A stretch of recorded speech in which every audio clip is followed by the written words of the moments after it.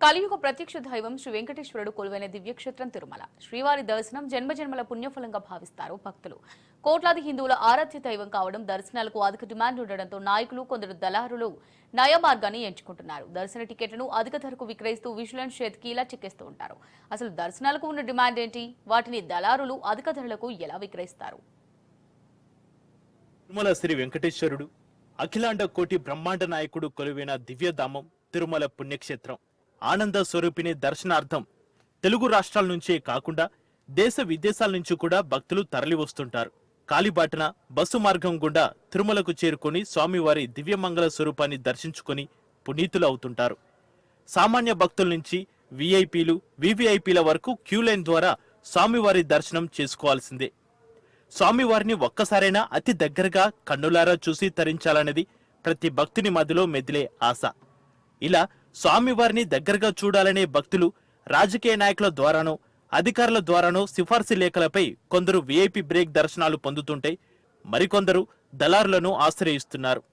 సాధారణంగా టీటీడీ కేటాయించిన VIP break దర్శన టికెట్ ధర 500 ఉండగా, విఐపి బ్రేక్ దర్శనం టికెట్లను దళారుల ద్వారా పొందాలంటే ఒక్క టికెట్పై 2500 నుంచి 10,000 వరకు అదనంగా దళారులు అమ్ముతున్నారు. దళారులపై టీటీడీ ఎంత ఉక్కుపాదం మోపినా వేర్వేరు దారుల్లో వ్యాపారం కొనసాగిస్తూనే ఉన్నారు. ప్రముఖులకు ప్రోటోకాల్ గా శ్రీవారి దర్శనార్థం ప్రత్యేకంగా టీటీడీ టికెట్స్ జారీ చేస్తోంది. ప్రోటోకాల్ ప్రముఖులు వారి వెంట 10 నుంచి 12 మంది వరకు దర్శనానికి తీసుకెళ్లే వెసులుబాటు ఉంటుంది.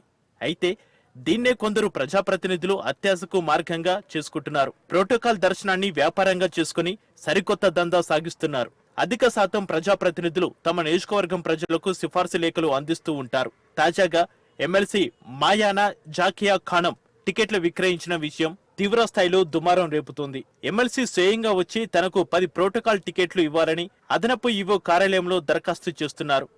ఎమ్మెల్సీ స్వయంగా దర్శనానికి వెళ్తుండటంతో 10 టికెట్లను జారీ చేశారు అధికారులు. దర్శనం అయ్యే వరకు అంతా సజావుగా సాగింది. దర్శనం అయ్యాకే కథ మళ్లీ మొదటికి వచ్చిందని సమాచారం. వేద ఆశీర్వచనం టికెట్ 10 బ్రేక్ టికెట్ల ధర 11,000 కాగా, అప్పటికే బెంగళూరు వాసులైన సాయి కుమార్ వద్ద 65,000 రూపాయలు తీసుకున్నారు దళారులు. అయితే దర్శన ప్యాకేజీ మొత్తం 2 లక్షలకు కుదుర్చుకున్నారు. టికెట్ల ధర తెలుసుకున్న బెంగళూరు భక్తుడు టీటీడీ విజిలెన్స్ ను ఆశ్రయించాడు. బాధితుల వద్ద పూర్తి వివరాలు సేకరించిన టీటీడీ విజిలెన్స్ వింగ్ తిరుమల 1 టౌన్లో పోలీసులకు ఫిర్యాదు చేశారు. A1 గా చంద్రశేఖర్, A2 గా ఎమ్మెల్సీ మాయనా జాకియా ఖానం, A3 గా ఎమ్మెల్సీ PRO కృష్ణతేజ పేర్లను చేర్చి కేసు నమోదు చేశారు పోలీసులు. గతంలోనే దివంగత ఎమ్మెల్సీ షేక్ సబ్జీ లేఖలపై నిఘా ఉంచాలని అధికారులు ఆదేశాలు జారీ చేశారు. వరుసగా తిరుమలకు వస్తూ ప్రోటోకాల్ దర్శనం కావాలని టీటీడీపై ఒత్తిడి తెస్తుండటంతో ఈ అనుమానానికి మరింత ఆజ్యం పోసింది. గతంలో తిరుమలకు వచ్చిన ఎమ్మెల్సీ షేక్ సబ్జీ తనతో వచ్చిన 14 మంది విఐపి ప్రోటోకాల్ బ్రేక్ ఇవ్వాలని ఈవో కార్యాలయానికి అభ్యర్థన పంపారు. అయితే ఎమ్మెల్సీ వ్యవహార శైలిపై నిఘా ఉంచిన టీటీడీ విజిలెన్స్ ఎమ్మెల్సీతో వచ్చిన వారి ఐడి ప్రూఫ్స్ వెరిఫికేషన్ చేశారు. 10 మందిలో 6 వ్యక్తులు ఫోర్జరీ ఆధార్ కార్డులతో దర్శనానికి వెళ్తున్నట్లు టీటీడీ విజిలెన్స్ వింగ్ అధికారుల తనిఖీలో తేలింది. నకిలీ ఆధార్లో చిరునామా హైదరాబాద్ ఉంటే ఒరిజినల్ ఆధార్లో కర్ణాటక రాష్ట్రం వారిగా గుర్తించామని టీటీడీ విజిలెన్స్ వింగ్ అధికారులు వెల్లడించారు. 6 దర్శనం కోసం 1,05,000 రూపాయలను ఎమ్మెల్సీ డ్రైవర్ ఖాతాకు భక్తులు నగదు బదిలీ చేసిన రికార్డులను స్వాధీనం చేసుకున్నారు. దీంతో దళారుల వ్యవహారంలో మరింత కఠినంగా వ్యవహరించేందుకు టీటీడీ మరో అడుగు ముందుకు వేస్తోంది.